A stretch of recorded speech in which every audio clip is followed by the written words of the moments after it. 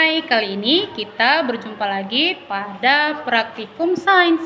Hari ini kita akan membuat dan mempelajari mengenai massa suatu benda. Nah, di sini kita menyediakan 3 botol aqua cup bekas, ada air biasa dan minyak goreng biasa. Nah, di sini kita menyediakan 3 botol. Botol pertama kita isi dengan air 3/4 bagian, dan botol kedua kita isi dengan setengah bagian dari botol pertama. Kemudian botol yang ketiga kita tidak isi dengan air, kita biarkan kosong aja seperti ini. Lalu botol yang pertama kita tidak tambahkan dengan minyak goreng. Botol kedua kita tambahkan minyak goreng sampai ukurannya sama dengan tinggi botol yang pertama. Oke, setelah seperti ini, botol yang ketiga kita isi semuanya dengan minyak goreng. Ini minyak gorengnya minyak goreng biasa ya.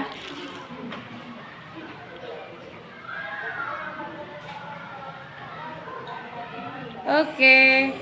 Dan setelah ketiga botolnya kita isi dengan medium yang berbeda, kita masukkan ke dalamnya es batu.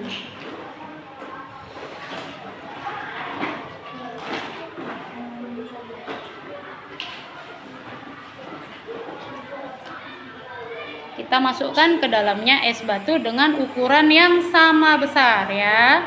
Kita pilih.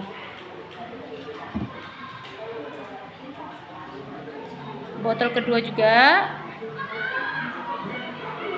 Dan botol yang ketiga.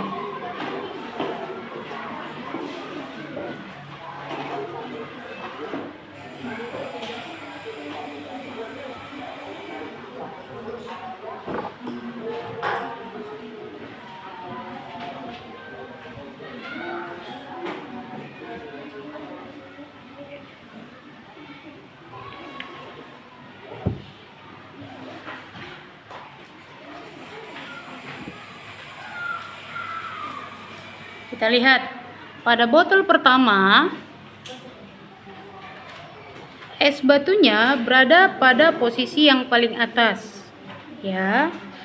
Pada botol yang kedua setengah air dan setengah minyak, es batunya berada di bagian tengah. Dan pada botol yang ketiga es batunya berada di bagian dasar dari aqua cup ini. Nah, mengapa bisa terjadi perbedaan yang demikian? Itu pertanyaannya. Nah, di sini sebelumnya massa jenis air lebih besar daripada massa jenis es batu, dan massa jenis es batu lebih besar daripada massa jenis minyak. Nah, jika massa benda yang dimasukkan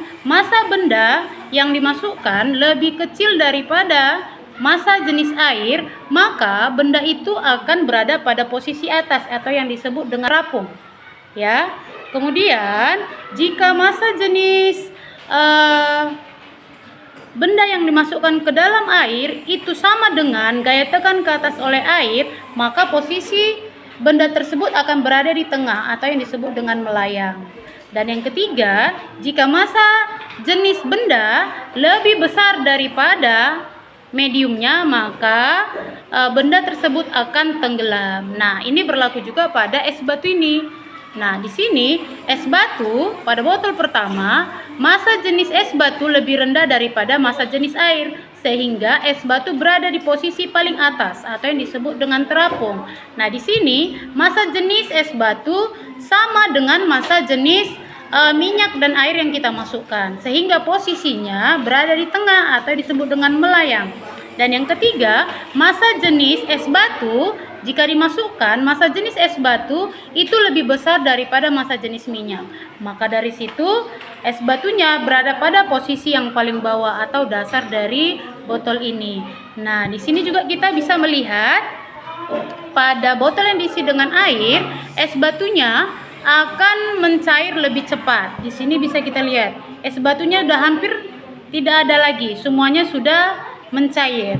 Di sini es batunya mencair tapi lebih lambat. Kita bisa lihat posisi bagian bawah, ini di luar botol sudah terjadi proses pengembunan ya, pengembunan. Nah, di sini airnya sudah mulai dingin, tapi es batunya belum mencair sepenuhnya. Nah, pada botol yang ketiga, di sini sama sekali belum terjadi perubahan, di mana es batunya belum berubah sama sekali, masih sama seperti ini ya. Jadi pelajaran kita kali ini adalah mempelajari mengenai massa jenis suatu benda. Massa jenis air lebih besar daripada massa jenis es batu, dan massa jenis es batu lebih besar daripada massa jenis minyak.